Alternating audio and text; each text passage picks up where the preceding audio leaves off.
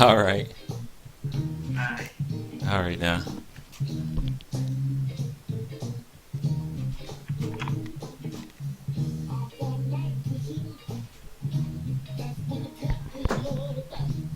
All right.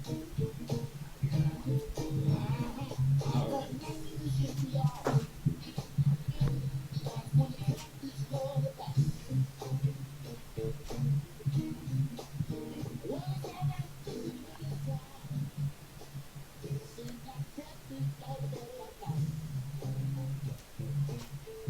All right. Something Southern.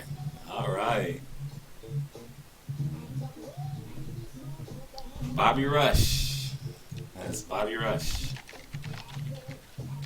And that song is called Night Fishing. Doing some night fishing tonight.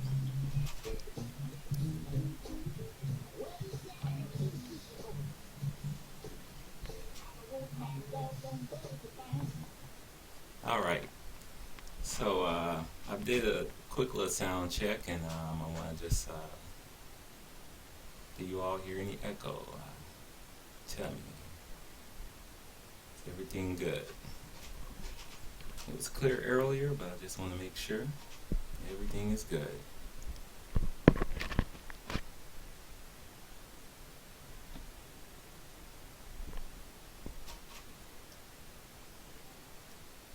All right.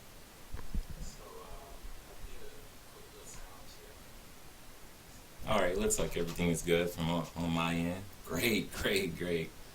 You know, first of all, I want to welcome everyone that's joining with me live tonight, and everyone and anyone who watches this after the fact. I do apologize. My first episode for the echoing. It's the first time me using this open source streaming software, open broadcast, and it was picking up not only the microphone, but it was also picking up audio from the sound card. So that's why there was echoing throughout the whole video. So for everyone who stuck through it and watched it, thank you. It was even hard for me to. I felt really, really bad that I didn't have that worked out during that first episode. Second thing, the video uploading was terrible. And after that, I called AT&T. I was ready to just do a world class rant, and I just about got started doing it. And so the AT&T rep was pretty nice, because usually I never like to pull a card, say, I worked in IT, I know networking, or any type of thing like that. And I said, look, I've already done speed tests, and I'm only getting like 500 kilobytes upload. That's terrible. My cell phone gets faster than that. So I'm ready to leave you all. And so he said, well, let's do another. I'm like, fine, whatever. And something clicked on me. He said, well, try to do a speed test. He said, do you have a router in front of our router modem? I said, yes, I have a Nighthawk. Everything's perfect. He said, well, let's try it without it. I did it without it. My upload speed was great. And it hit me. Let me go to my router, check it out, and sure enough, the QoS quality of service was set to upload at 500 kilobytes. So the router has been plaguing me since I bought that thing. I don't know how I let that slip through the configuration. And the honest truth is, I ain't really configure it. Usually I go through and do so much because of VPN and ports and things like that, and I just messed around and didn't do that. So all right. So what would kill us? Who will kill us? Who could kill us? Thanks for joining in. So great, everything is down. Getting echo latency. Just let me know if you get any more of that. Maybe it's the room. I have to do it closed as well. So anywho, second episode, and I want to show you all some new things. I have some things coming up. If you don't notice, I have a lot of cardboard boxes behind me. A lot of cardboard boxes. So why do I have these cardboard boxes? They're new New products. A lot of them I just received today. And so we're going to be doing an unboxing of a few things. So let's go ahead and get started. First of all, my gardening series is starting to catch on. I got some people, Miss Sassy one, you know, who's always watching, and a few other people watching the gardening videos. And I made this video called Hustle and Crow. For anyone who got that, it was Hustle and Flow. You know the movie. And the cool thing about that is that a lot of people felt bad for the chickens as well as I. A lot of my neighbors and things like that. But I have an update. That one lone chicken, the lone survivor, is still surviving. It is still alive. It has done a very good job of hiding. In fact, the rooster and the hens are still alive, but they were taken somewhere else. They were taken to another location. The little hen did not get rescued because it has learned to run away from not only creatures but people as well. So it keeps a good distance, has a very good hiding spot, and right now. Me and the rest of the neighbors, we've been looking out for we run the cats off and things like that. So it's still alive. It's still alive. Look for an update for that video. A lot of people are watching, and they like the fishing I've been doing at San Pablo Reservoir. For a lot of people who aren't local, San Pablo can be a very, very tough place. It was when I first moved here, and so the thing is, this year I've just had a lot of good luck. I found some good spots last year, and so I'm just capitalizing right now on those spots. I did go fishing yesterday. Met a person, and he recognized me from the video and from YouTube. So I'm telling you, whenever you all see me, just say something, especially if you want to get on camera. I'll turn the camera on, and hopefully we can catch some fish. But we're going to connect and go fishing one day.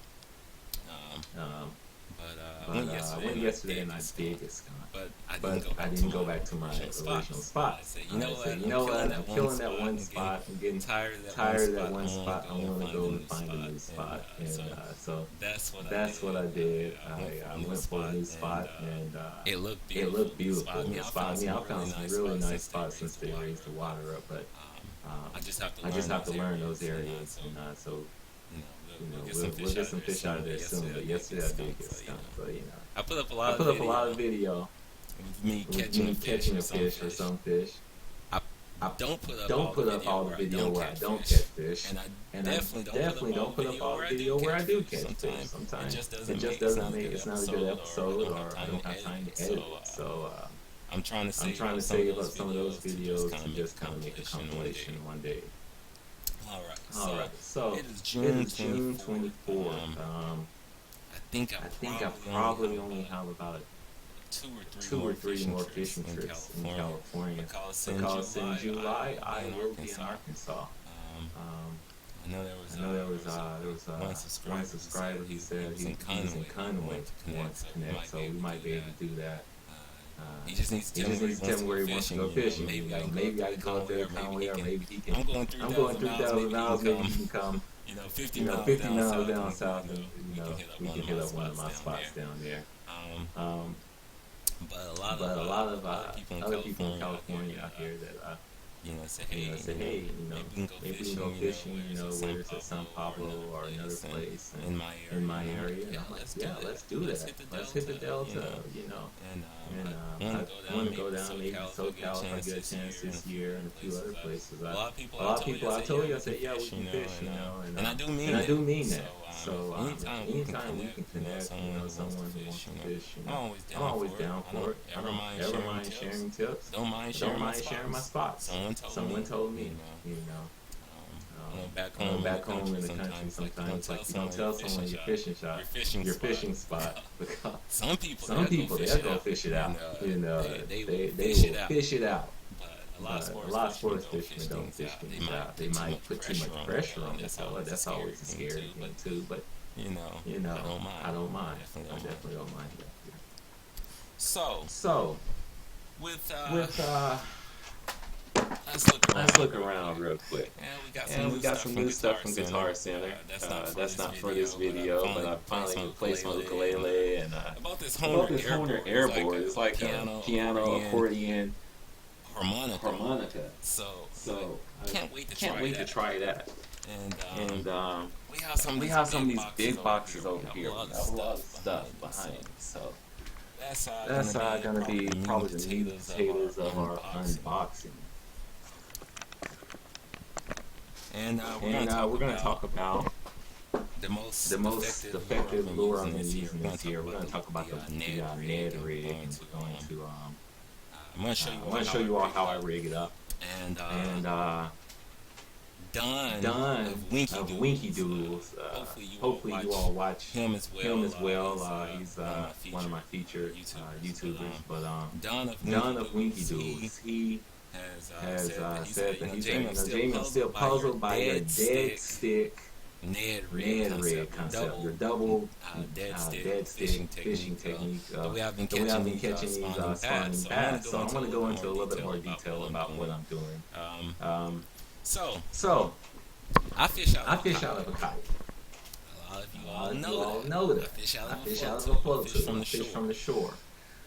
In my last episode, in the first episode, there was a comment. Someone said, "Jaime, do you have a boat? Do you want a boat? Will you get a boat?"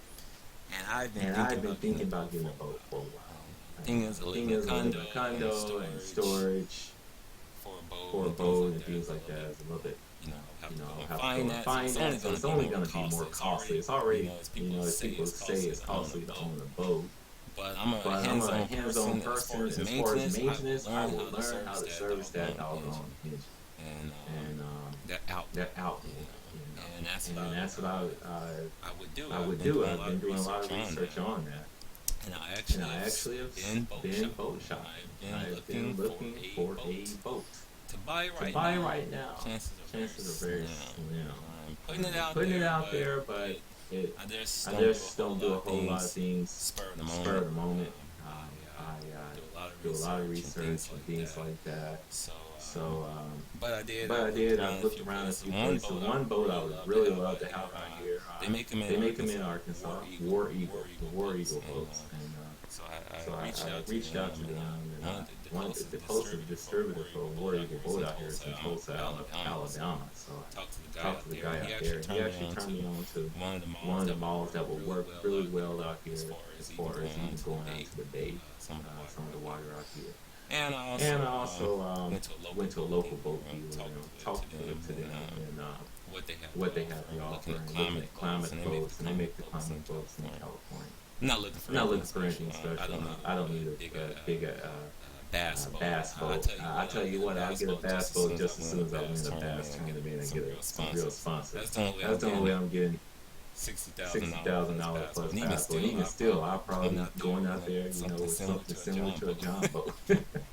I don't need anything flashy. So with all that said, looking for research, I was fishing in Dan Foley a couple months back, and another guy, I do not remember his name, and I want to say it was Mark, but I was coming out with my kayak or my float tube. I remember I was loading up, and he decided to come in.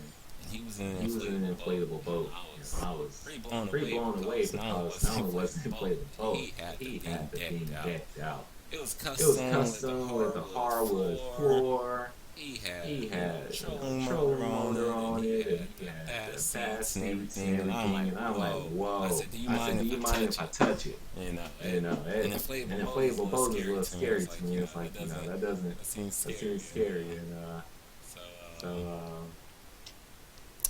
what's up, Drake? I see you. And he's like, yeah, it's you look online, there's a huge community of people that are rigging these inflatable boats. I was blown away. And I think probably more what I liked about it was a project. Personally, I just can't turn down a project. It is hard for me to buy something that's already pre-made if I can make it. Even when making it, a lot of times costs more. Yeah, is and always work in progress because it's going to take more time for you to complete it and so not even more time, just resources. I mean, it's just so many things to just make a DIY project, cumbersome, but they're just too fun to do because in the end, it's yours. You made it. So now that may have been the first time I saw that boat in person, all decked out like that. But I've been researching it for some time because the thing is, I have some friends who would like to go fishing with me, and either own a kayak or getting them to the spot. It might be a little tough, or so, especially if they were to get a kayak. And then take someone out kayak fishing with me, and they don't regularly kayak, and then they don't regularly fish. They have to learn how to maneuver in kayak, have to learn how to use the rod in kayak, and you can see enough videos of people flipping their kayaks over and things like that. So I would like to be able to take some people out with me and be a little bit more stable, and I can control the situation a little better. Second thing, sometimes I'll take them out in some water. I don't want to take my kayak in. Sometimes it's a little rough, and so a boat would feel a little better for me. So let's open up one of these boxes. And first box that we are going to open is the biggest in the head because it's just the most cumbersome. Let's get it out of the way. Let's see.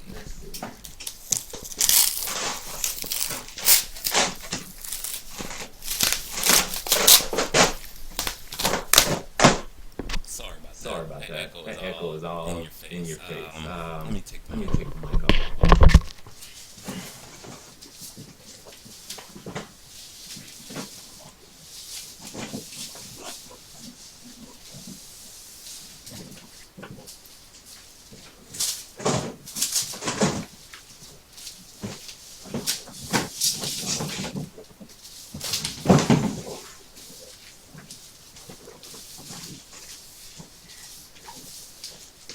This is 88 pounds shipping weight.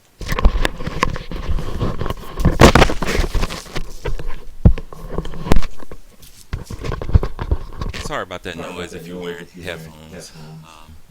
This thing is 88 pounds shipping weight. It's the Mariner 4, Intex Mariner 4. And it says takes up to 4 people. So a lot of times with a boat like that, you might say 2 adults, 2 children, 3 adults, something like that. 2 adults fishing gear. Holds up to 1,050 pounds. 10 feet 9 inches long, 4 feet wide. Comes with 2 aluminum oars. Comes with a pump, just like I already have for my other float tube. And it comes with a carry bag. Why did I choose the Intex Mariner 4? Let's see. The computers. Are you all still getting a little echo? To check it out myself. Let's see. Shoot! You're still getting echo.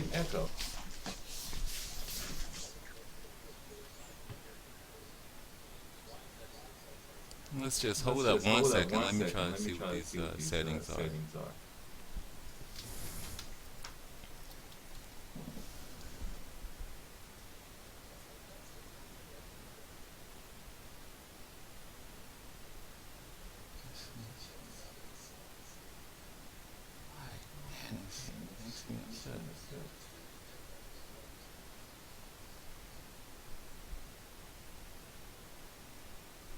See, test.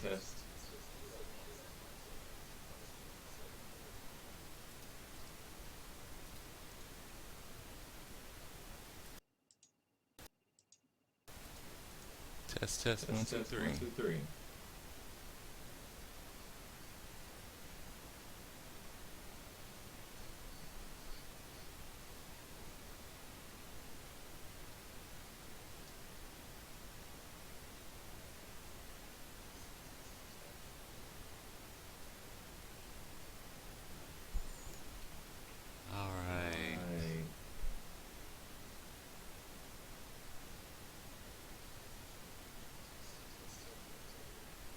what, man, this just just gets me so gets me so upset. upset.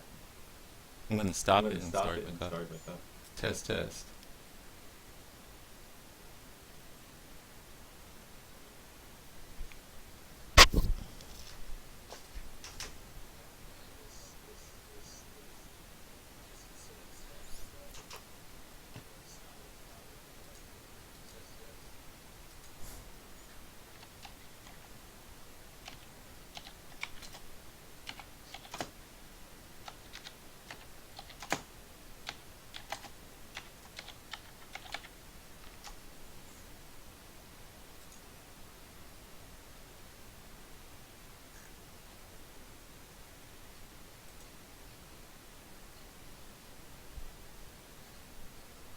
Hey, sounds like it might be better.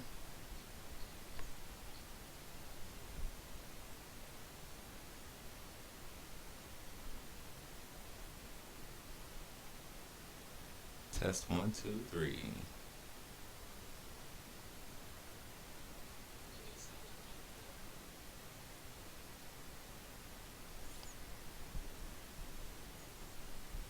Okay, so something stuttering. Sounds good. All right, man. All right. Doggone it. That is. Thank you all. I do apologize. I do apologize. Lakin, KG, Lynn, thank you all for joining in. I cannot wait to see you all in a couple of weeks. Couple of weeks. We're gonna see each other, and so we got a whole lot of video and fishing. I'm taking you all fishing again. You all gotta come with me. Okay, what did I do to eliminate the video? I mean the feedback. I reinitialized the sound. So maybe if it starts to echo again, I'm going to reinitialize the sound. So you all let me know as soon as it starts to echo. I'm not sure if it's a syncing issue or what, but I reinitialized the audio settings. So just let me know. All right, so let's go ahead and get back to the Mariner 4. Um, Another cool thing about the Intex Mariner 4 is that instead of it having a blow up floor, it has a composite material, like almost you think about wood slats, but it's some type of plastic composite. Um, and that's where the bulk of the weight comes from. Actually, it is. They say it's about 40 to 50 pounds, and so a lot of people are, instead of using that slat, they're taking half inch of plywood or less, treating it with staining it, doing whatever to waterproof it, and they're making a floor out of that. And then that's what they're able to put their bath seats on and things like that. So a few months back, I'm telling you, I'm a bargain shopper, kind of a junk man sometimes, and I will hold on. I will, if I see something for a good price, I'll buy it. And I found some seat posts for a bass boat because I was thinking that I might get a John boat. So hey, some seat posts at Walmart for $5. So I went ahead and bought those a while back, and now they're going to actually come in handy. So let's just take out one of these slats and see what's up.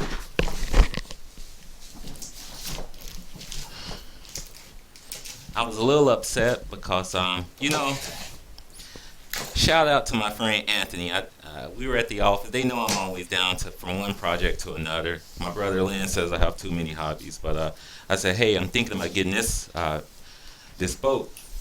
And he's always watching Amazon Lightning deals. And he said, hey, that's going to be on the 20th of May. That is going to be on the Lightning deal. I said, really? How much? He said, I don't know yet.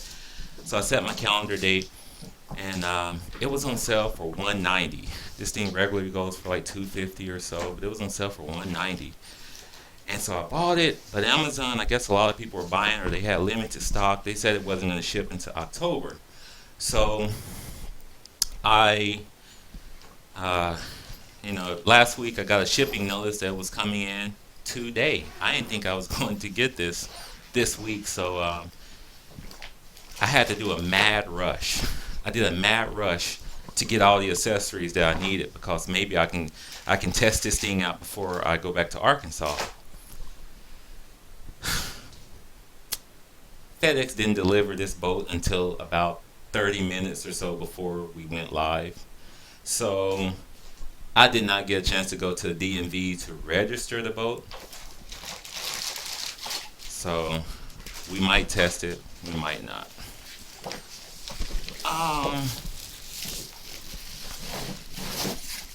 Gonna take the mic off.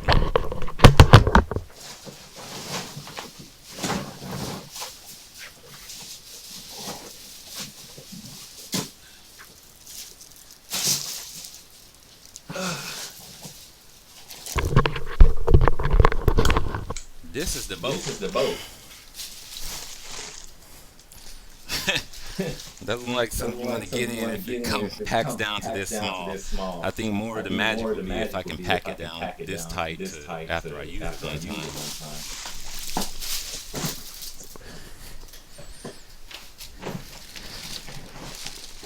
Yeah.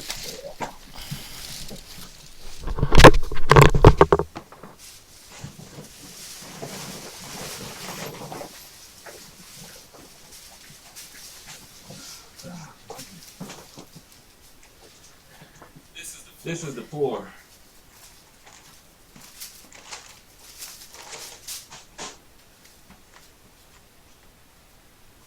This is the plastic slat.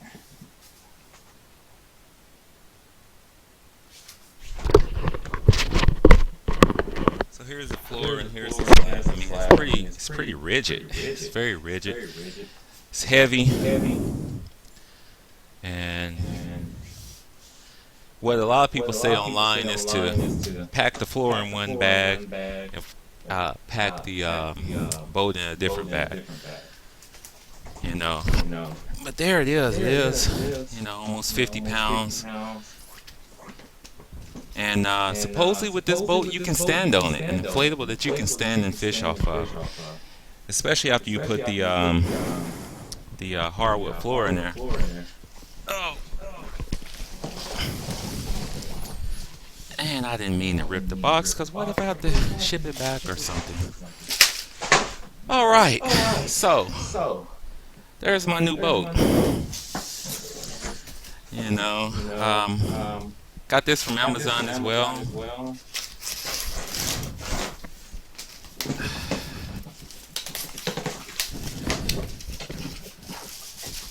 We got the motor mount. This feels pretty doggone heavy for such a small box. But that's cool because, I chose the inflatable boat because in the end, I don't have to pay for any type of storage. I can pack it back down into my car. I could even get it into the Miata if I wanted to go fishing. So, yeah, we got some hardware. Let's see what the back plate is like. The back plate, these are the arms.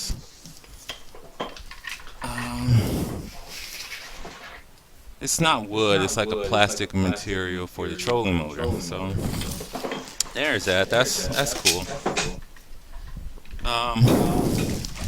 So let's see, trolling motor. You go with Minn Kota or Motor Guide, right? Or you can go with like an Intex or some type of house brand, which they're probably all made at the same place. I went with the obscure brand, a very obscure brand. Number one, I did buy the Minn Kota battery box. Why did I buy the Minn Kota battery box? Well, I bought this because I could buy a regular battery box, but I would have to kind of rig it up. A lot of the regular ones don't have a handle, so I mean, because my initial plan was to buy everything and make the box. Put the terminals, put the circuit breakers in, even put the accessory sockets. I was gonna put my own accessory sockets, but the cost after putting it together, and especially with the time needed right now, it was just better to buy this. And I missed a good deal on eBay. There was a bid on it, and I ended up losing it, especially with this coupon from eBay. Like I said, I don't like to pay anything retail. It's the best as I can, so I will wait around or shop around. But anywho, it really, really works, and the battery I bought for it is I went to Walmart, bought not the Everstart size 27. A lot of people say the 29 or the 31 size would fit in it, but Minn Kota said 24 or 27, so I just went ahead and went with that one. And that battery surprisingly has 109 amp hours, so that's really, really good. As far as for all my calculations, I mean, been doing nothing but calculation as far as how long you can use your trolling motor. I have a spreadsheet that I end up making for amp hours, calculating on time as far as how many amps you're going to be using. So what trolling motor did I choose? Ozark Trail. Ozark Trail is like, and Ozark Trail is like a Walmart brand. They make trolling motors or so? Yeah, apparently so. I found this last month or so because the overall goal, I was going to put a trolling motor on my kayak. That was the overall goal.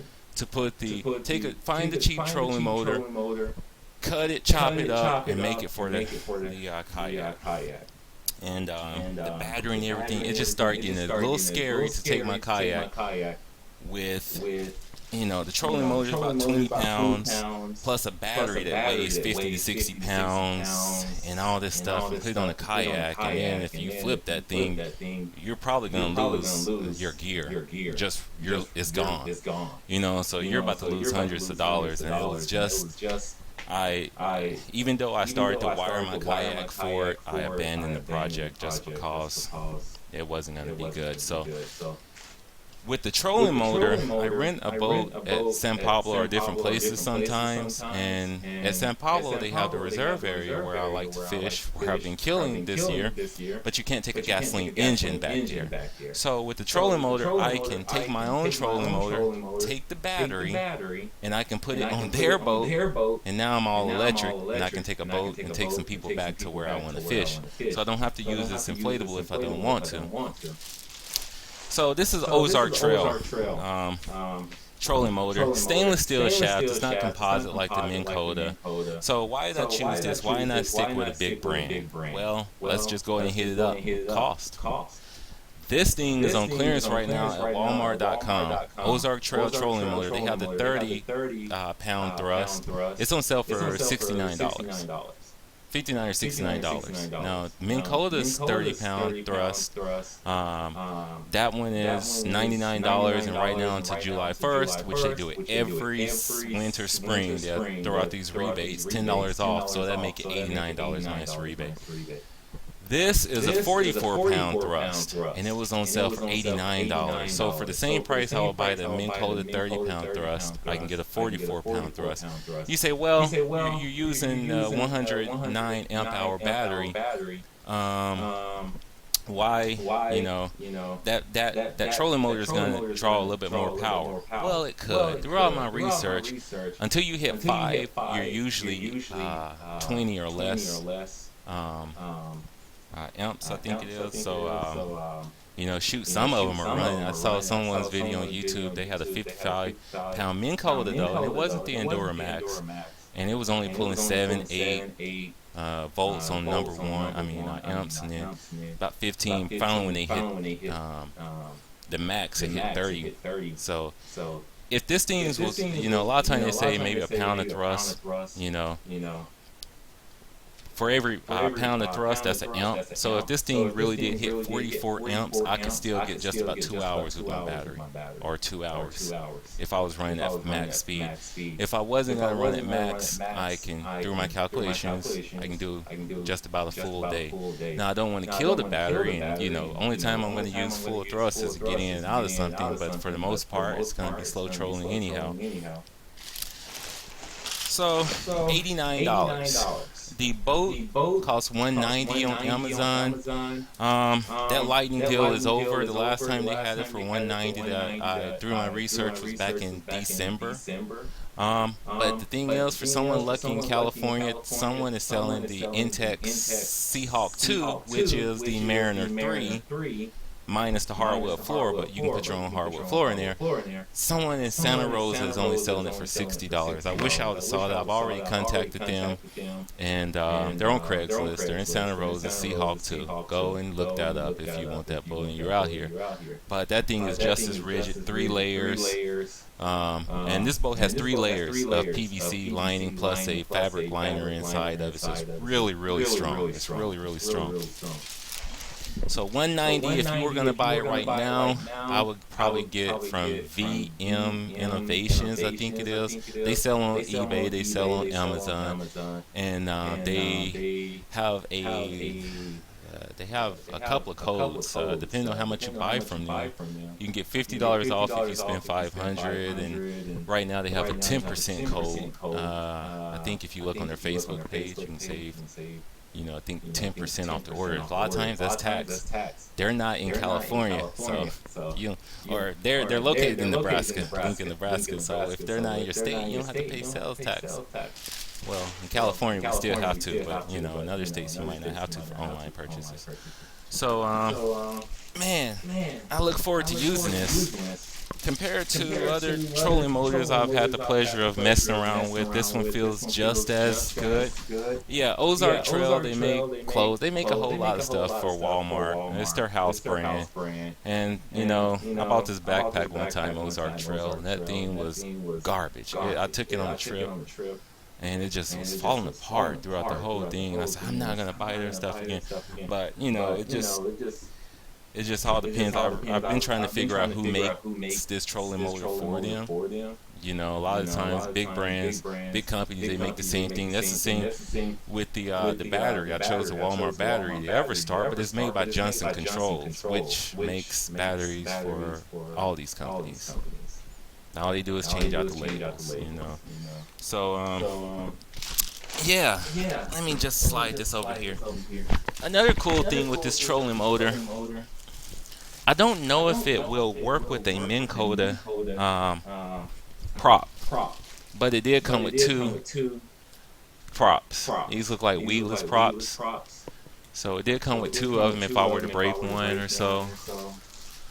But, for less than $100, it was worth a shot. I said, I'd rather get it here, test it out, and if I don't like it, return it, and then get a Minn Kota.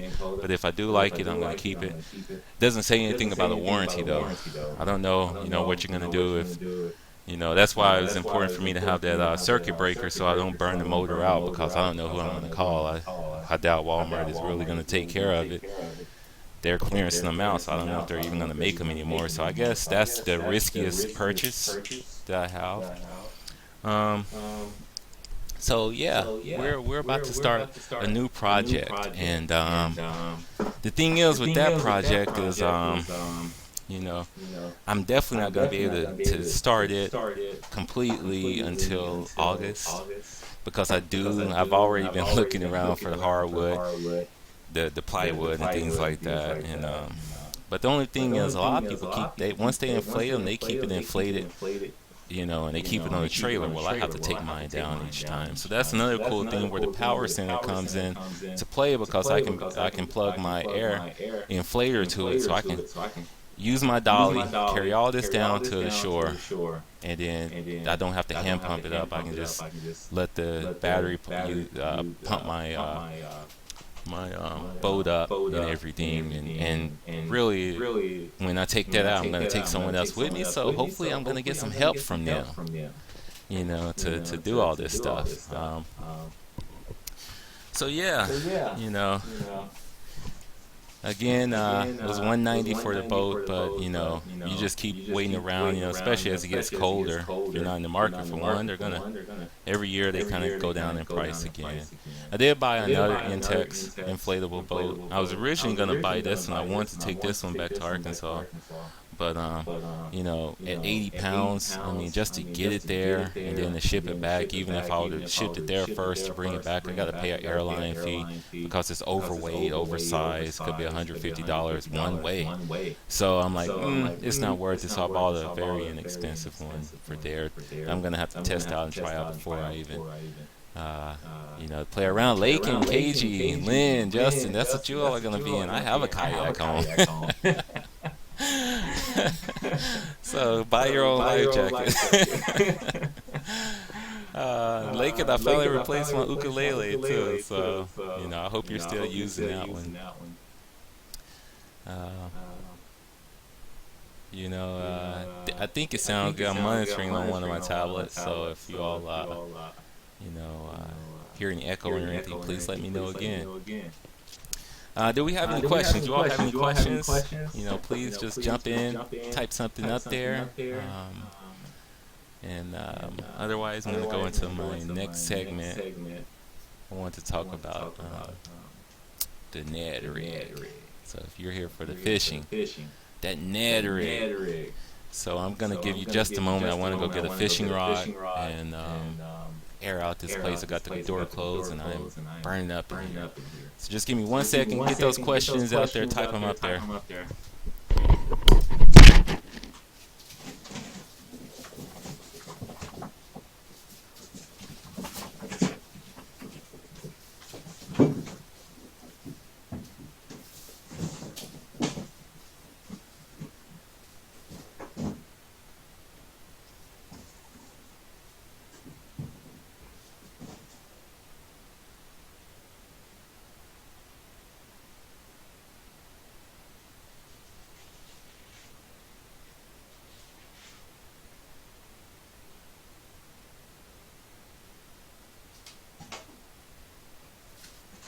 Yeah, it's burning up in here. All right.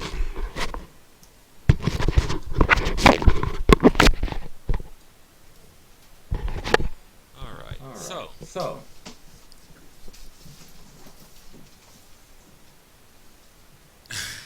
can I play a can I song? play a song? Uh-oh. Okay, it's Okay, echo it's again. echo I'm again. gonna I'm gonna reinitialize real quick. reinitialize real quick. So let's So, see.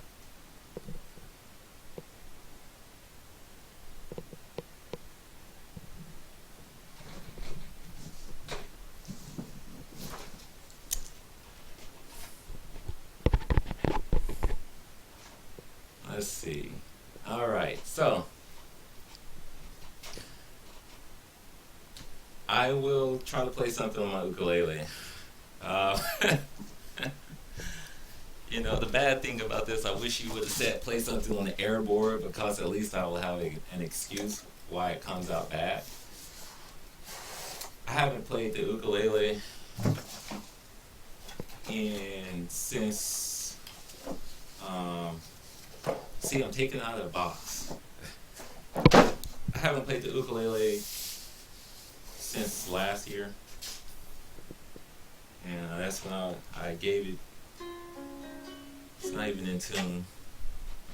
Let's see, maybe we'll tune it up real quick.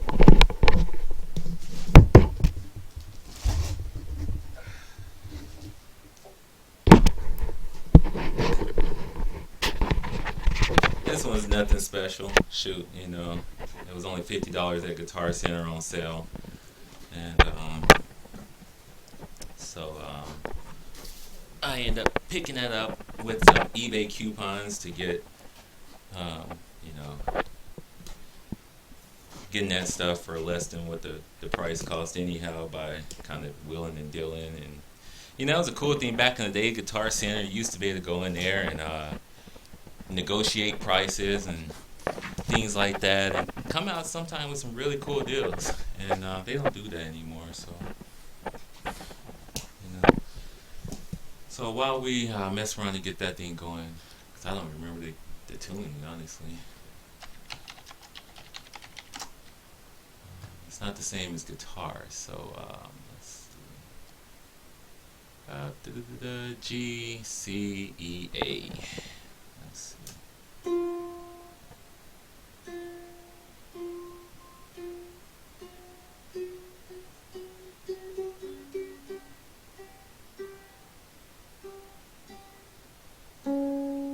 Yep, that's sharp.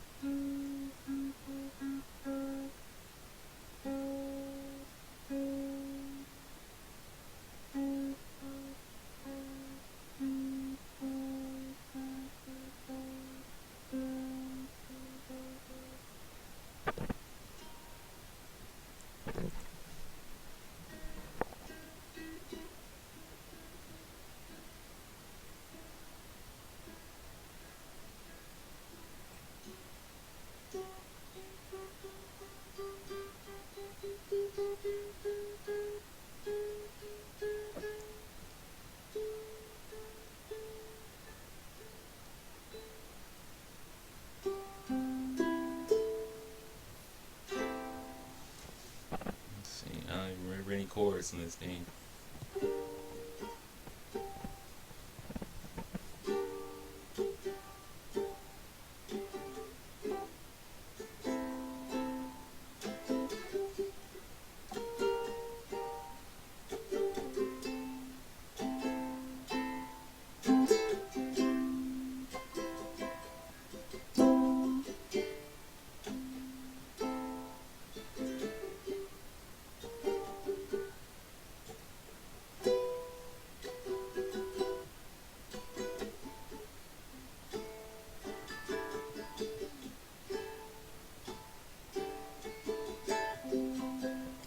Man, I can't believe I remember some chords. Give me a moment. Let me try to. let me try to.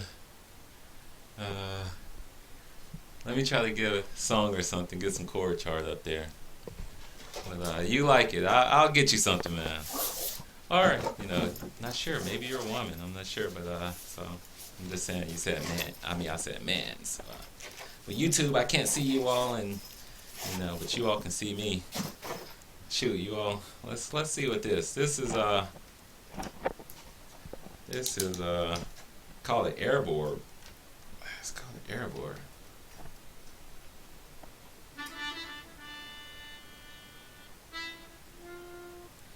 And I'm gonna have to learn some stuff on it. I know some chords, piano, of course, but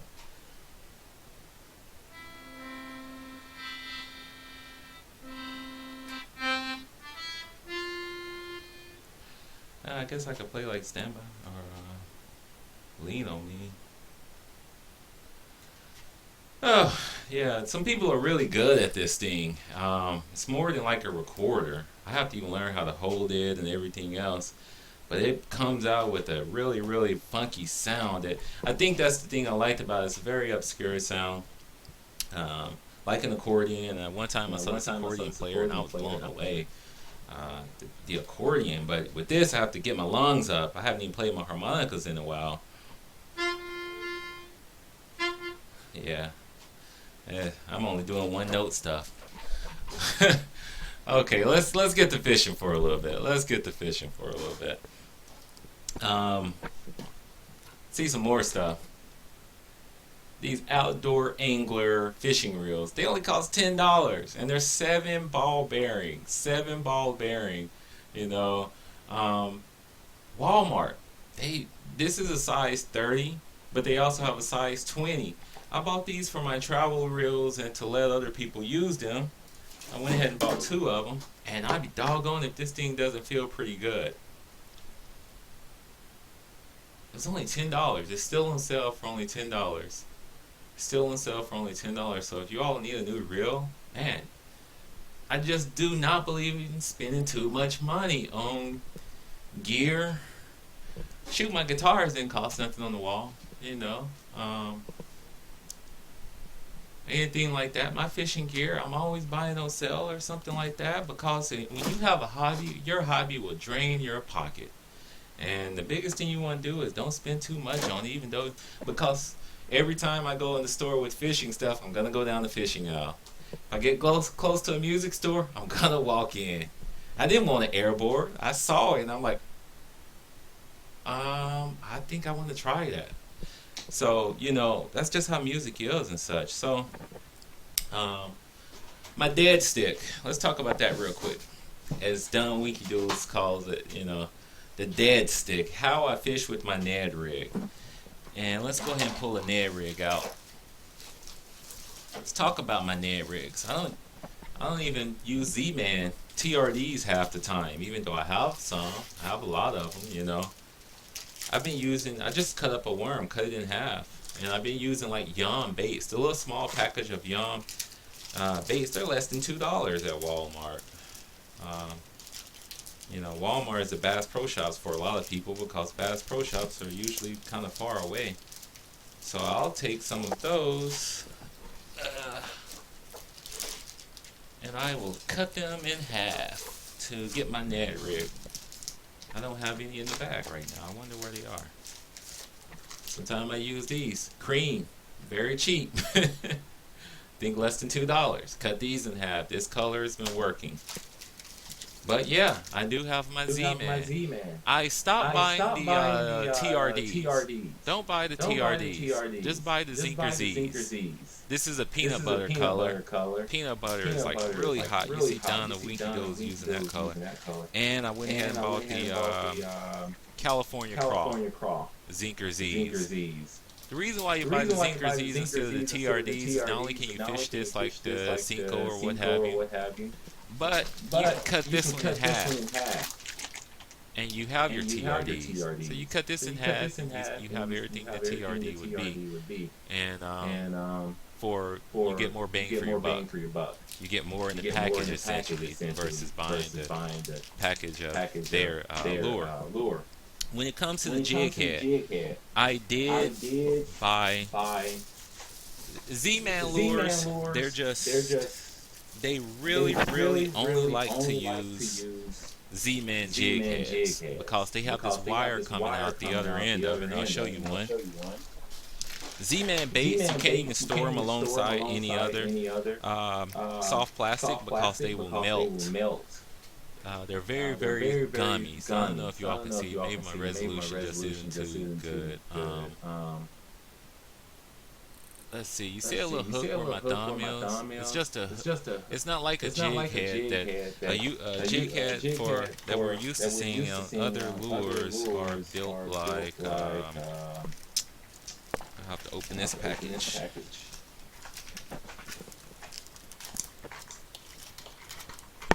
The lead usually goes all the way down the head, or steel, whatever type of weights you're using. So the Z-Man jig head is different, right? You see a little hook on the end of it? I'll just hold it by the hook now. You see where it stops?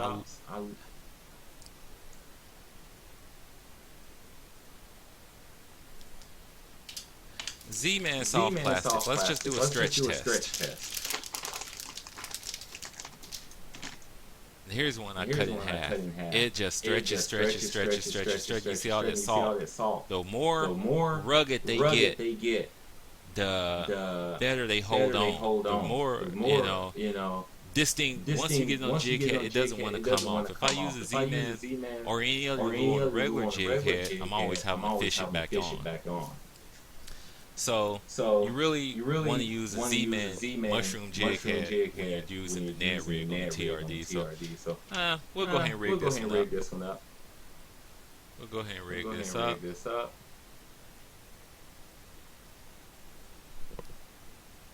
Echo is back. Thank you. Let's fix the echo real quick.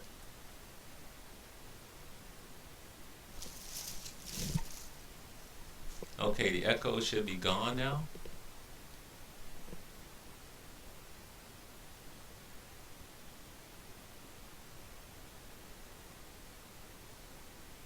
Yeah, everything should be good now. All right.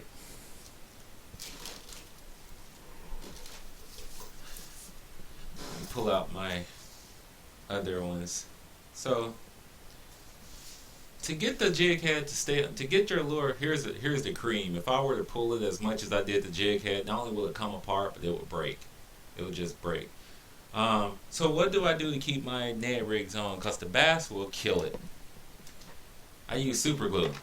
Not just any super glue. I use a gel type super glue, and I really like the Loctite GO2 gel because when it dries, it's just as gummy, stretchy, and pliable as the lure is just about. I mean, I've even thought about making a soft plastic lure out of this gel just to test it out. And but I will glue it on the end of it, right where it connects. I'll put a little glue on the shank, and this is just a regular ball jig head.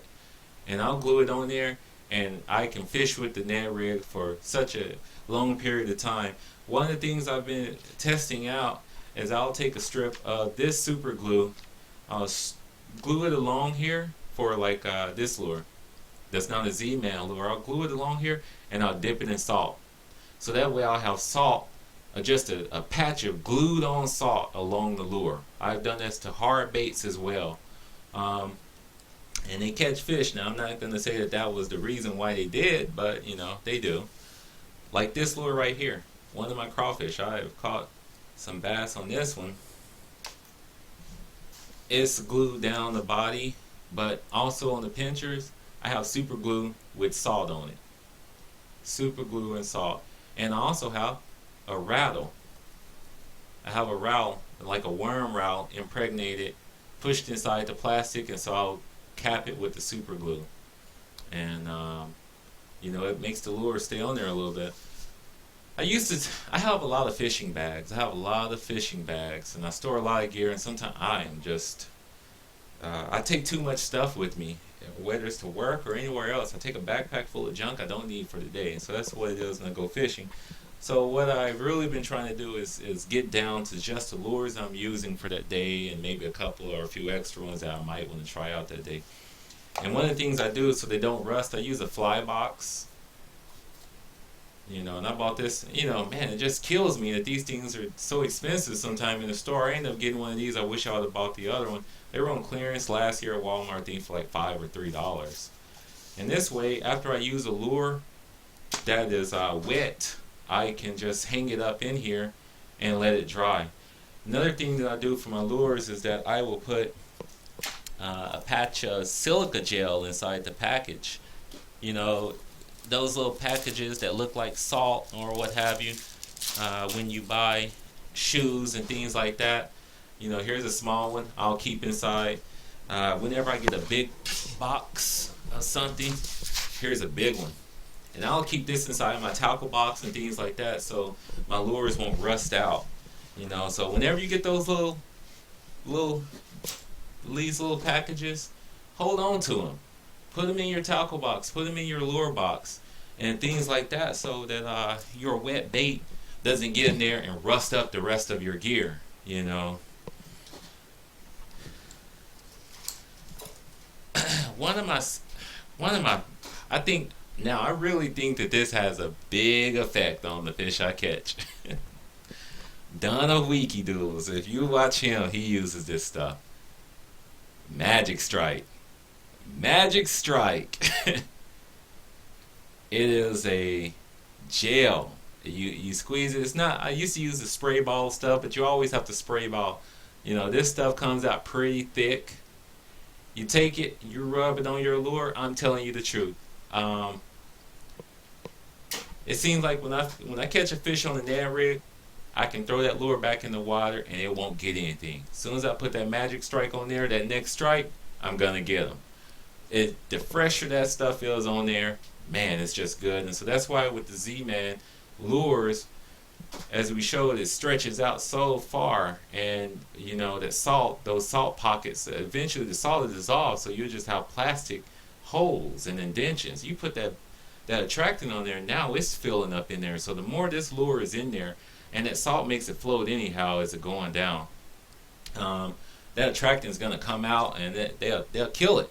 So with my dead man rig, dead stick rig as Don calls it, with the attractant on there, this lure is usually just sitting. If I don't get a strike as this thing is falling, I just let it sit there. I just about have ADD. No offense to anyone that has it. A lot of people do. Jamie, you can't. Your attention span, so you're off to one thing to another and things like that. You know, squirrel. I'm like a dog. You know, I can't. I'll be on something else. When I have this reel in my hand, so many times I can be fishing somewhere and I see someone. They seem like their overall goal to fishing is to throw the lure and to reel it in and repeat that process as fast as they can. They're burning through. The one thing I like to do when I reel in, I just about only use two fingers. I reel in because I like to feel every single bite, so I go moderately slow, depending on the lure that I'm doing. But with this technique that I've been doing with the Ned rig, my hands are shaking too much and I want to reel too fast. That's why I lay my rods down on the kayak. You all see in my videos, I don't even have the rod in my hand half the time. And when I do, and I'm feeling the fish, I say, there's a fish, I'm not reeling it in. I love to use a very stiff rod when I'm fishing this technique, because when they hit it, I see the rod do something. That's why I say we got a fish, because I can tell every single strike at that point. What's moving the lure in? What's moving the lure? Doggone it, it came back.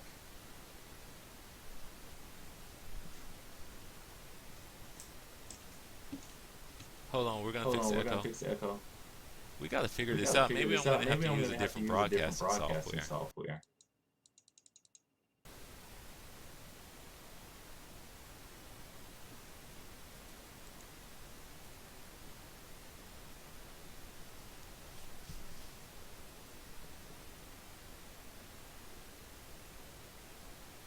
I think we're good. Waiting for it to come up on my end so I can say that we're good. Test 1 2 3. Test 1 2 3. All right, we're good. So what's moving this lure since I'm not holding on to the rod? The wind. You can't get more natural than the wind. You can't get more natural than the current. You can't get more natural than that drift. So what I will do, if you all haven't seen in some of the videos, the spot that I really want to take this lure through, I throw my net rig in whatever direction. Well, I paddle my kayak up to a certain spot to where I want the lure to drag. Eventually the wind to pull it through, but I need to be able to I have to have my kayak in the right spot. I throw my lure out there and I wait for the line to just drop and stop moving. That's when I lay the rods down and I let the wind pull me through the zone. As the wind is pulling my lure through that zone, just as super slow as it is and not moving or what have you, even if the wind is, sometimes I'm like, man, there's not enough wind today. But as soon as that lure comes through that spot or what have you, that's when I'll get the fish. Now this has been what I've been doing for a long time. It's not just at this spot at San Pablo. I've been doing this at Dan Foley and other places as well. Even when I was back in Arkansas, and I was using my kayak, because that kayak there, it's a 10-footer. It just moves really, really easy. So half the time, I have to keep the paddle in my hand. I'll throw it out there, and I'll let the wind or me paddling move my lure. I don't reel it in. I like to leave that lure as far as out there as I can, and I'll let the wind and the water and the current do its thing to the lure. You have to think about this. The fish, a lot of times, especially on the windy day or in current, the fish are waiting to ambush this creature anyhow. So something that's got swept up that couldn't handle the current or anything, that's easy prey. The fish doesn't even have to work. It's sitting there. The lure is just sitting there. So half the time what happens is the fish will bite it and they don't even know they have anything. That's why sometimes I miss the strikes, because I have to pick up my rod and things like that. Or, I'll reel it in. I don't think I even have anything because maybe I missed the movement of the rod. It was just so slow that, we got it. So that has worked on crankbaits. That has worked on, I've caught some lures. I've used a spinner bait a few times, and even in my float tube, just a little drift of me kicking or anything like that. It's like a troll. I mean, you can call it a troll motion or what have you, but it's more so letting the wind do its thing and take the lure or the bait somewhere. So a lot of times I like to position myself accordingly to the wind on what direction I'm going to cast my lure, because in some bodies of water, the fish are waiting for those bait fish to get swept up, washed ashore. Have you all seen videos where a killer whale or a dolphin is chasing these small bait fish onto the shore to where they're even running up on the beach to try to get that bait? I mean, the fish is waiting for that, waiting to corner these animals. These fish are a lot of times doing the same things in the shallows.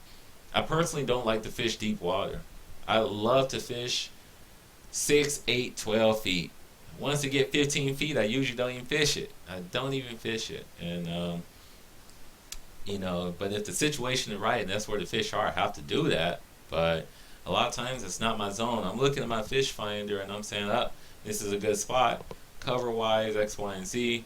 I'm going to try this spot out. And, just what species of fish you're looking for. You're trying to find the cover that they're using, and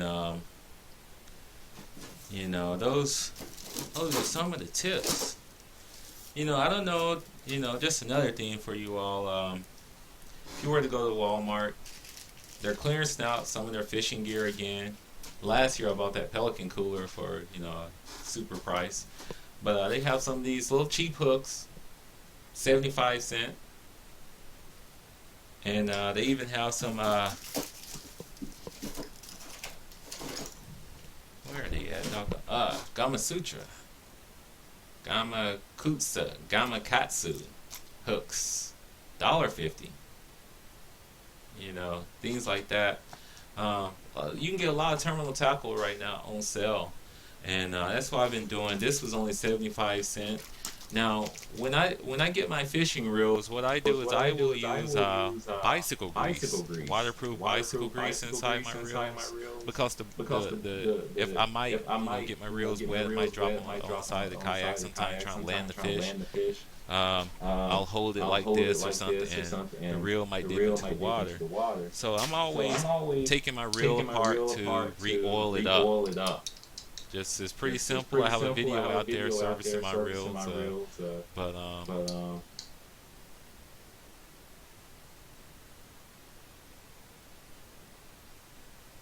the echo is back. This is I do apologize, everyone. I don't know what to say. I do not know what to say with this echo thing.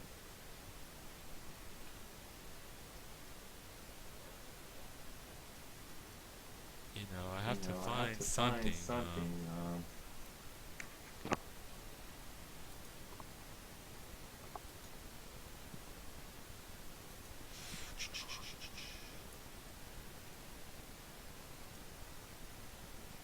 Let's just see. We're gonna see if we can use it without the microphone and see if the echo will be a little bit better.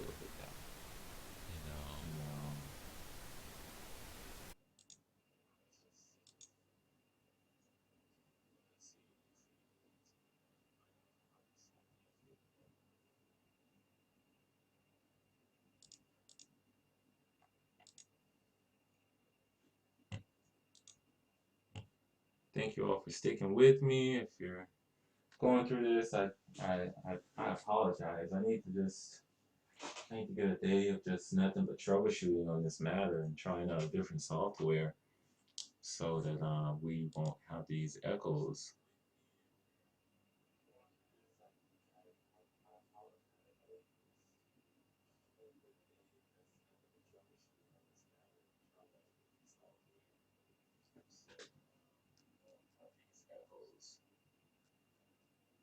Yeah, okay. Test, test. I think we're back. We're gonna use a different microphone. Just verify that. Test, test. 1, 2, 3. Yeah, okay. Test, test. I think we're back. No echo, but I sound a little funny, right? So, I don't know. We might be nearing the end of the broadcast anyhow.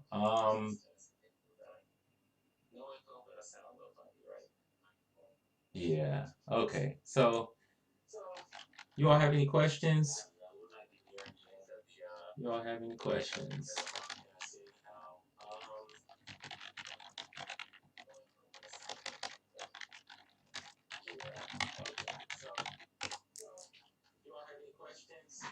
Any questions? Kind of went on a few different things today. A little rant. Again, thank you all for watching. I appreciate all of you all watching my videos, and making these requests to me for things, and I really do try my best to provide content that everyone would like to watch. I have some new series coming up with my brother Lynn. He likes to write scripts and storylines for movies and shorts and things like that. So we're going to be coming up with some new content for you all, some fun stuff. We actually have some stuff already. KDMC Plumbing. Um, he's out there watching as well, but he has a really cool YouTube channel. It's my nephew and Drake Eddington. Drake Eddington Fitness.com. Drake Elliott, DrakeElliottFitness.com. You're all gonna be seeing some more of these guys. They're my family, and love them, appreciate them, appreciate you all supporting me and everything. I got you, man. You still want to hear the ukulele? You still want to hear the ukulele? Let's see. Uh, okay. I just started playing last year, man, and I went from that to actually giving it to my niece and not playing it anymore. So I mean, I am not good at it. I don't play traditional ukulele songs. Um, so let's see what's in. Let's see.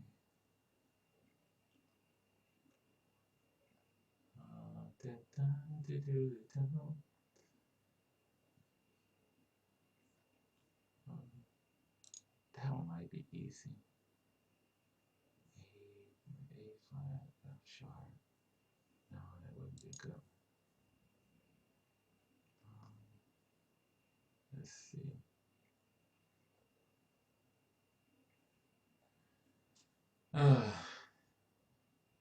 Jason Mars, man. Jason Mars. Jason Mars. Is that a current artist? I don't listen to anything on. I don't know anything new on the radio for the most part. Jason Mars. Um, what's the name of the song? I listen, man. Probably the best or worst thing that happened is MP3s and being able to listen to your own music wherever you go. I just listen to my playlist of old songs and old blues songs. I'm yours. Okay. Jason Mars, I'm yours. I'm yours. Oh, that's live. Oh, you know what? I just saw this album on Slick Deals. SlickDeals.net is a place I go to and find a whole lot of junk to buy when I don't even need it. But they had this album. I think it may have been free or for $1 or something. It was called something people steal things. People love people something people steal things. I thought it was a unique title for an album. Oh shoot, yeah, it does look kind of simple. Let's see.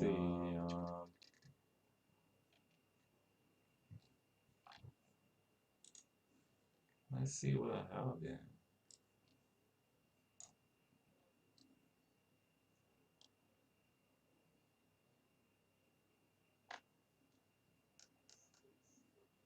The echo came back, people. I don't even know what to say. I'm just mad about the whole situation.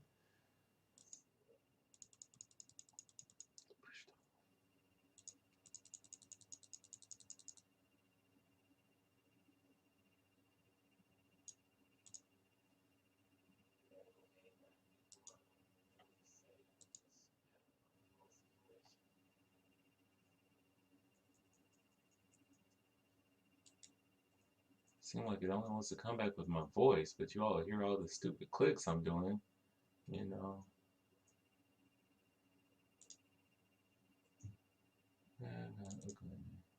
Okay, so we can try that. It is pretty simple. I don't even know this song. Okay.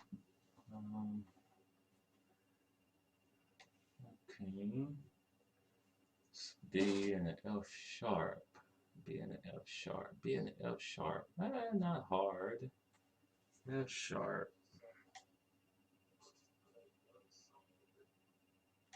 F sharp is just that. B F sharp and an A flat. Um,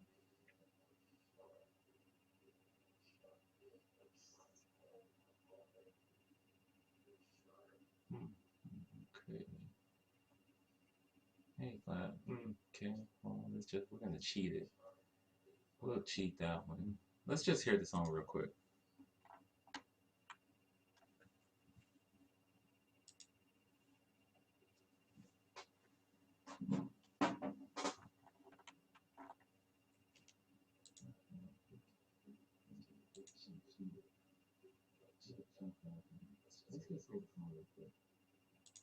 Why am I speaking?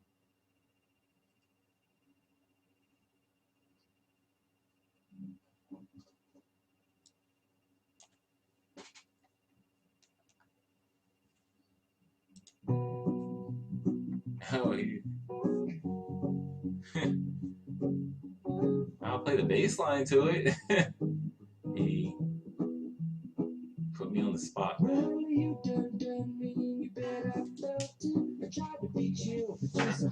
Let's just do the bass line right now.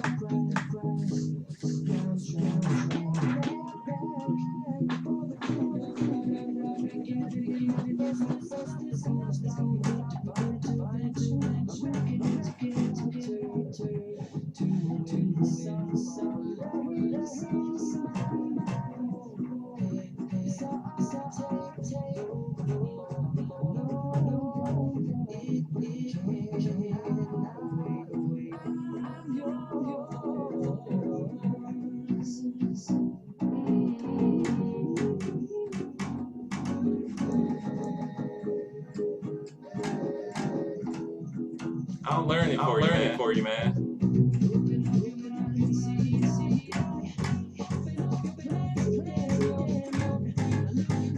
Yeah, I'll learn it for you.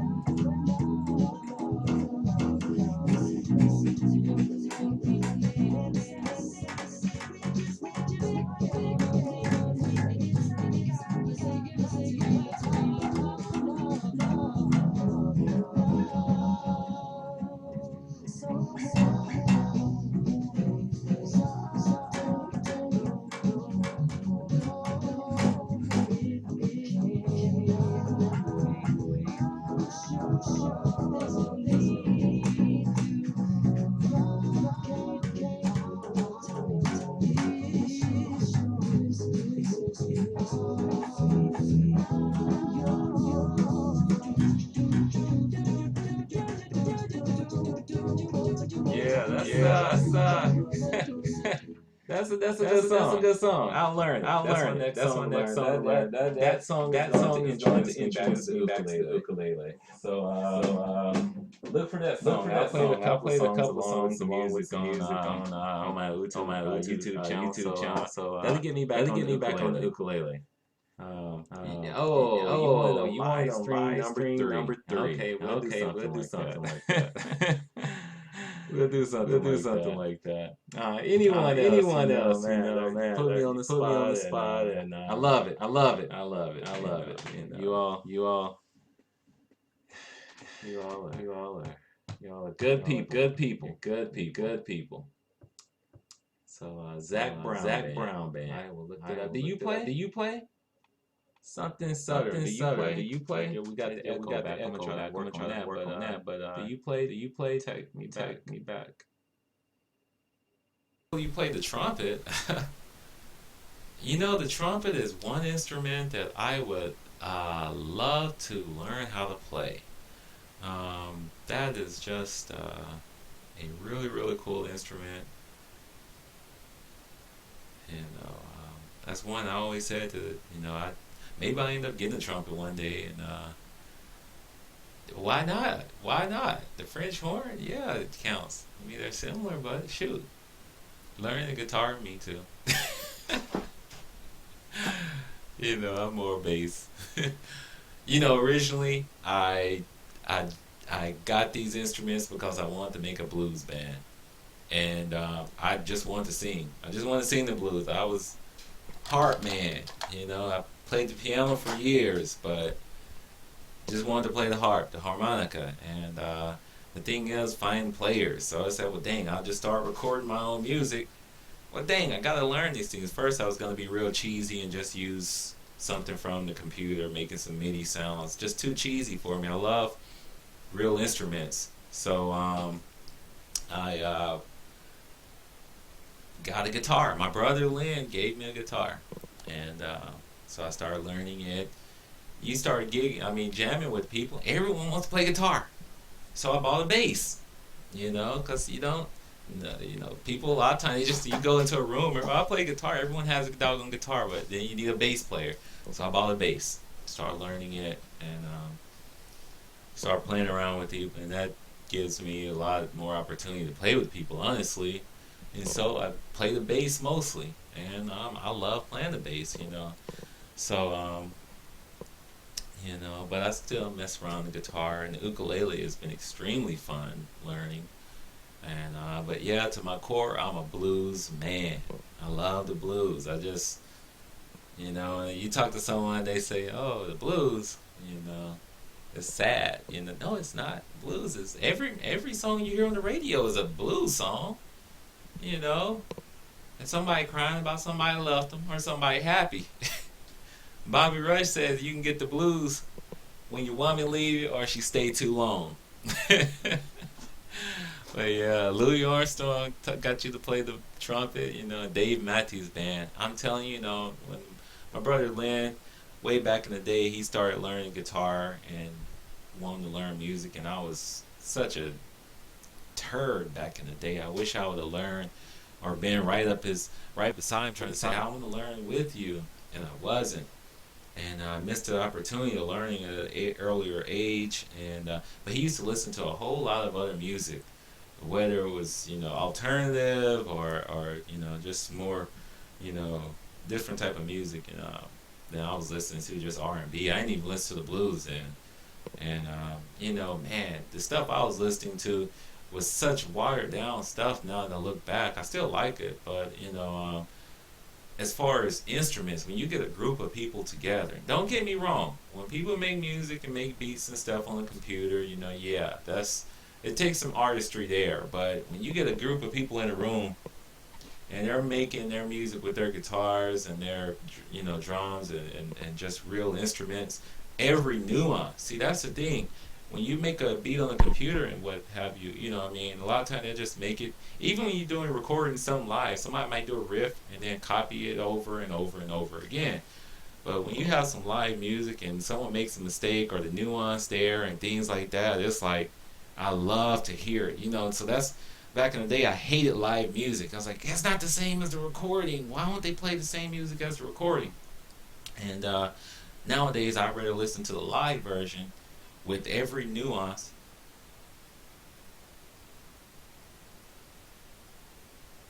Okay, I'm just listening for the echo, if there was one.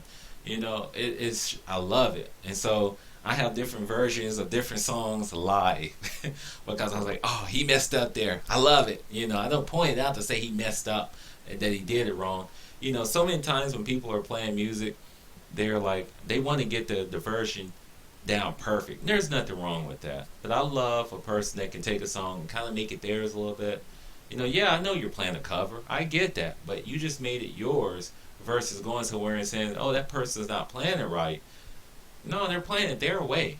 That's where the artistry comes from a lot of times. You take it Albert King, even a Hendrix, or different people who people say like, man, they're really good guitarists and things like that.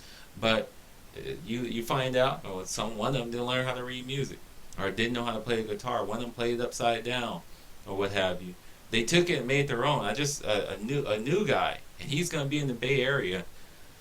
He's all over the place. Stanley Jordan. I just found out about this guy. Stanley Jordan. I think that's his name. Stanley Jordan. Let me just verify. Make sure I'm getting this guy's name right. You all probably know him. Stanley Jordan. Yeah. Man, this guy plays the guitar with hammer-ons. And the And thing the is, his thing is, music, his music, his first his love first love or his first or his instrument first was the instrument was the piano. piano. So after his So after family, his family, they came they upon came hard upon hard times, and times, and they had they to had to sell the sell the piano. piano. And so, And so, and he was, I and don't he know, was, I 8, don't know, 9, 8, 10. 9, So 10. he ended up So he ended begging up his parents begging for his a parents guitar. for a They gave him guitar. the They gave guitar. him the guitar. So he started So he learning the started learning the guitar. guitar. Let me fix the Let me echo fix the echo while we talk while about we this talk real about quick. this real quick. Gone now. But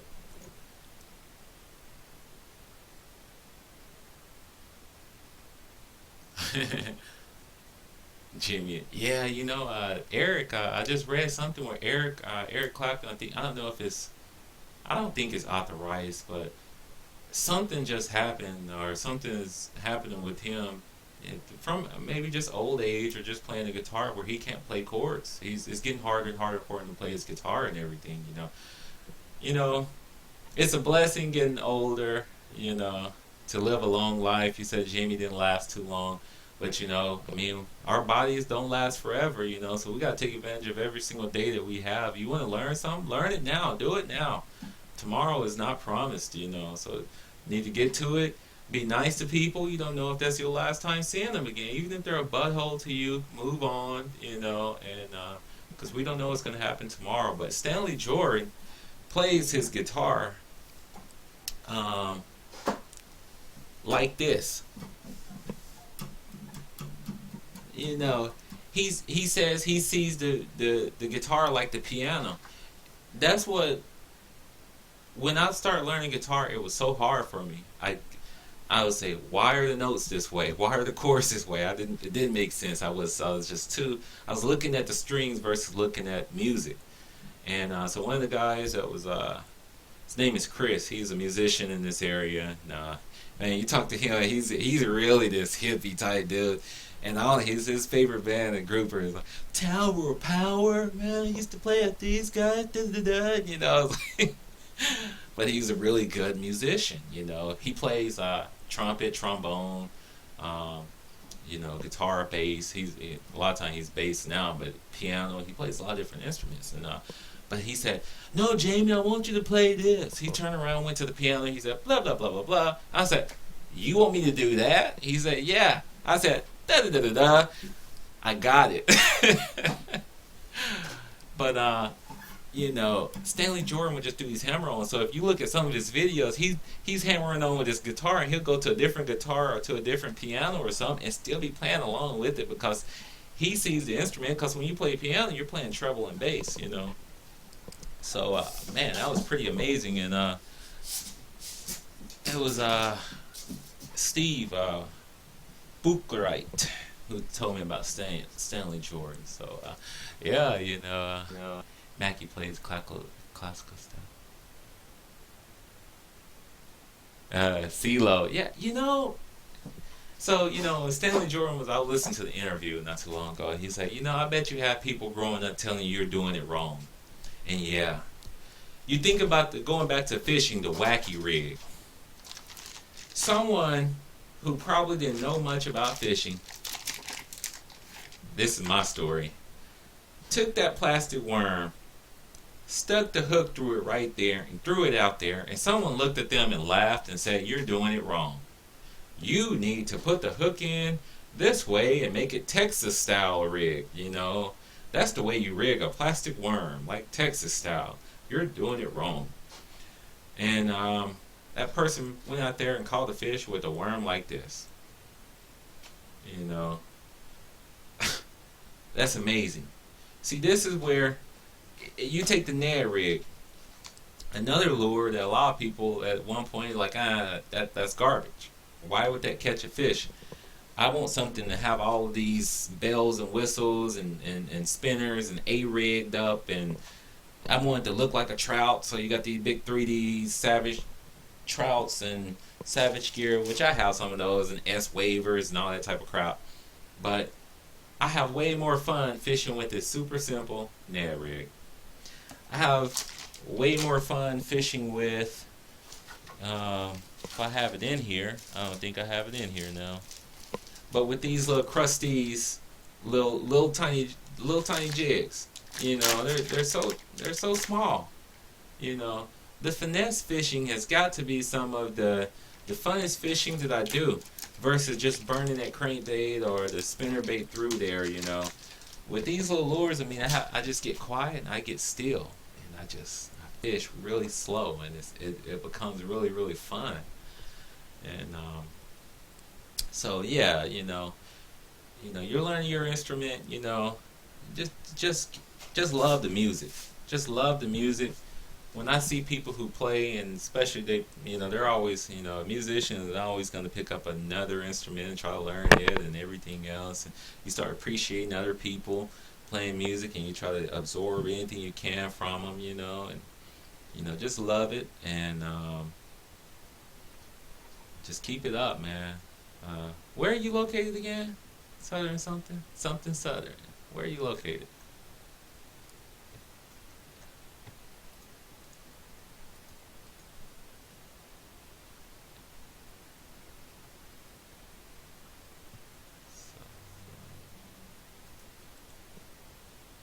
So yeah, we're about to go ahead and burn up some time. I gotta clean this place up.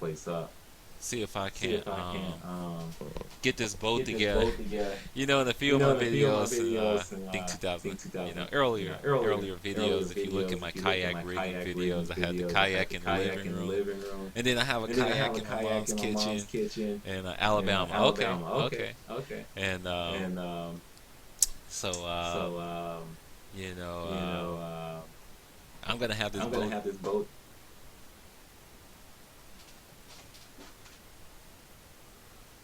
That's interesting. It seemed like I stopped talking, and that's when the echo came. Um, so we're gonna do this one more time, and then we're gonna start closing off. So let me clean up the audio. Reinitialize.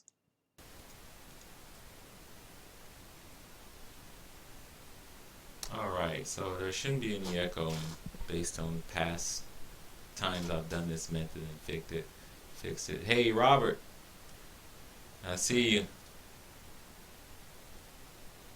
Oh man, I'm not that Southern crap. She's a good wife. I'm glad you can be funny about that stuff. Man, believe it. I think I'm from Arkansas. So I come out here and people go, "Oh, Arkansas. Oh, how do you live there? Oh, this and that." It's like, are you serious? Shoot, yeah, I see people running around here with no shoes. They're called hippies or just people. Yeah, we have shoes. I grew up in Arkansas, and I wore shoes. uh, a cousin make a dozen. A goose is a goose, a hen is a hen, or a goose is a goose, a guinea is a guinea, a cousin is as good as any. That stuff. You can have fun with it. I have fun about any of these stereotypes personally.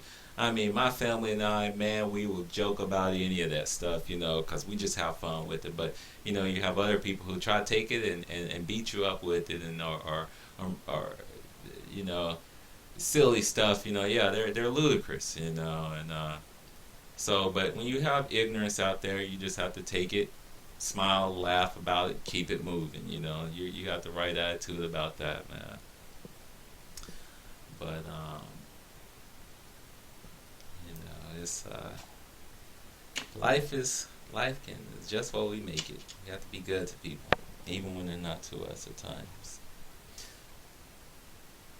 How do I like Lake Hennessy? I love Lake Hennessy. Lake Hennessy is just truly, it reminds me of fishing back home. Um, it because the trees are around you.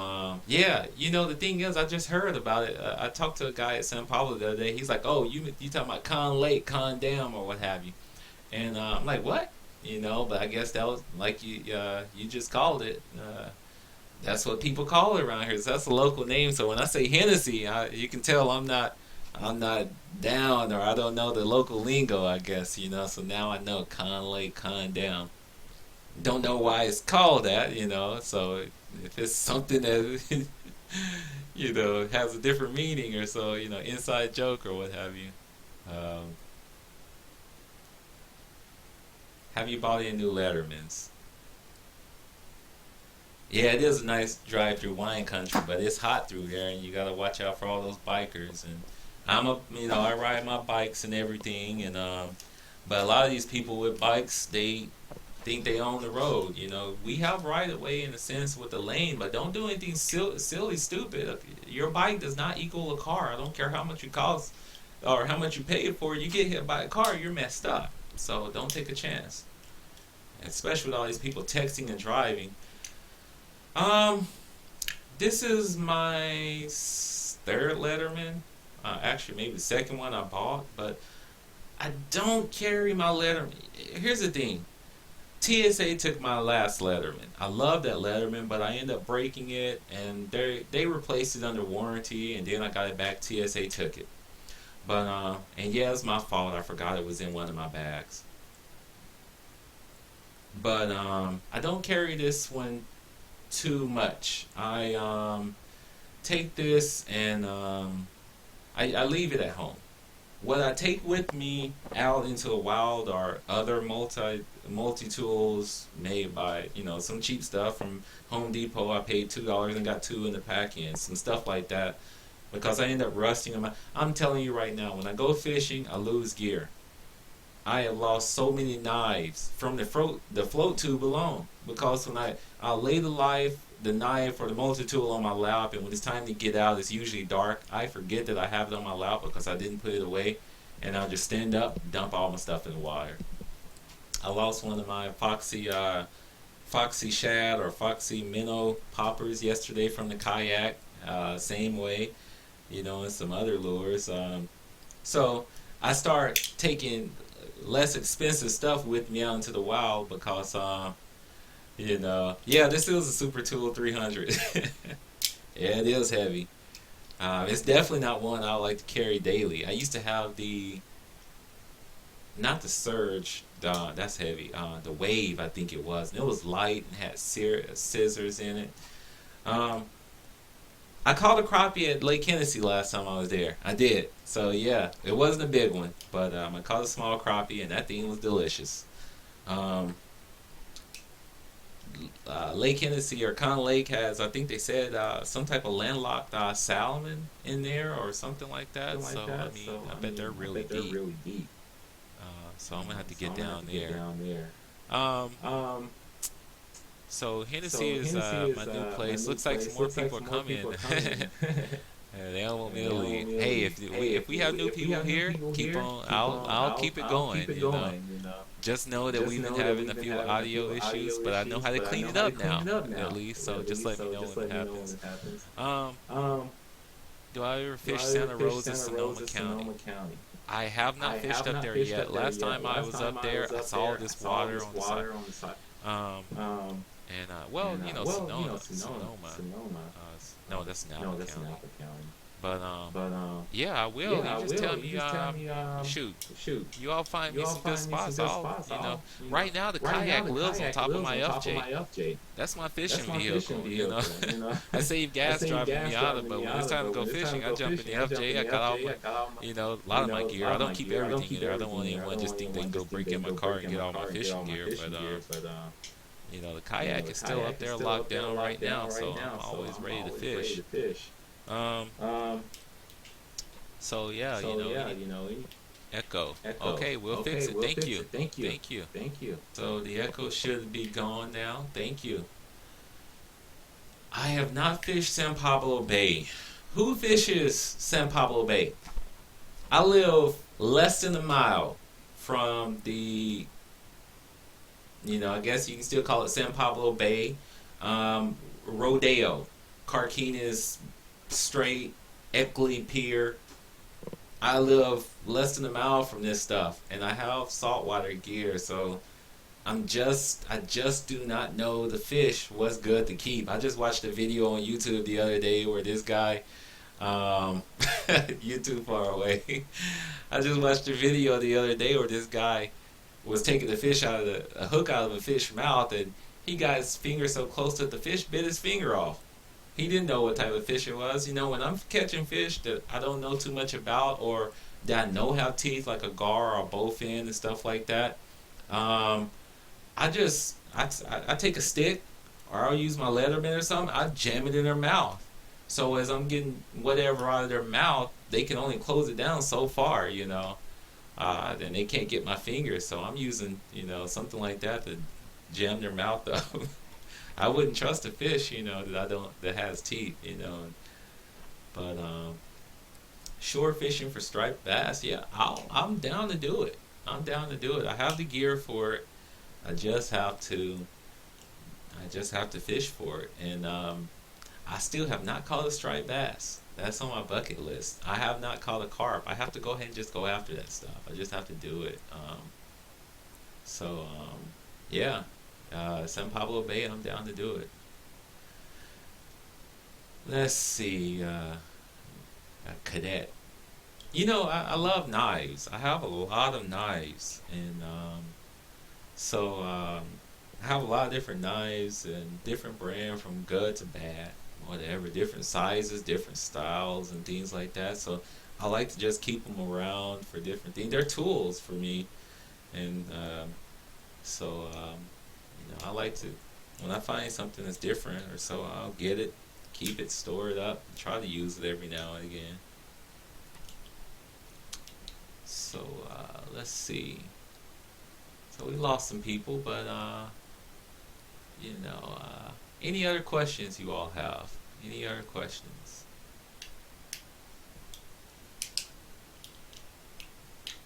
Any requests for some future videos, or you want to go fishing? You know, shoot me an email.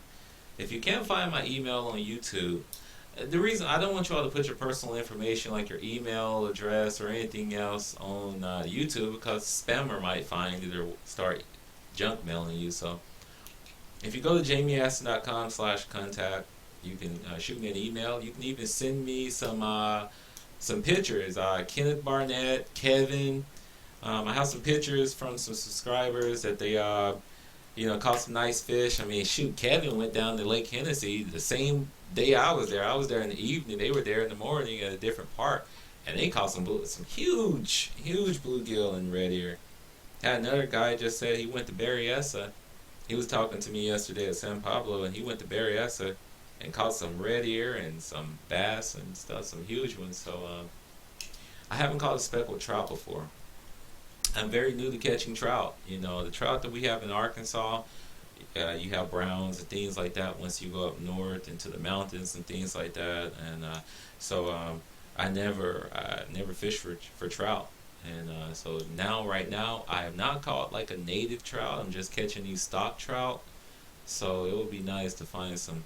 I've seen big trout in Puda Creek around here, just sitting in the water. But you special regulations to catch those or even to fish for those. You know, I bet they do. Are specks like are they saltwater? Speckled trout. You know. But yeah, you know. If you all saw Jacqueline in the last video, she's learning how to take the fish off because, you know, remember my grandmother, we used to go fishing, and my little cousin Whitney, and she said that she started wanting to go fishing with us, and so my grandmother would say, oh, she'd say, bait my hook, and it's like, you can't fish when you got somebody that's so needy beside you. You know, it's one thing to take them when you're teaching them, but it's one thing they never want to learn. They just want you to keep doing it. And so it's like, man, you have to sneak off sometime to go fishing, so she wouldn't go. And Granny was like, oh, she's a girl. Bait her hook. She's a girl. And it's like, Granny. And so we start running off. Whitney, you got to stay with Granny. You want to go fishing with us, you stay on. And then one time, you know, we're fishing. I heard across the water. Okay, Whitney, you got to start learning how to do this yourself. Because she was tired of it. You know, you can't fish. This person's always catching fish, but you have to bait their hook and take the fish off and everything. You don't get a chance to fish. And so, but she learned how to do it. You know, then she became my little fishing buddy, boy. Whitney, you want to go fishing? Yup, let's go. You know, so Bodega Bay, huh? Bodega Bay. Let's see. We got a little echo again. Just gonna clean that.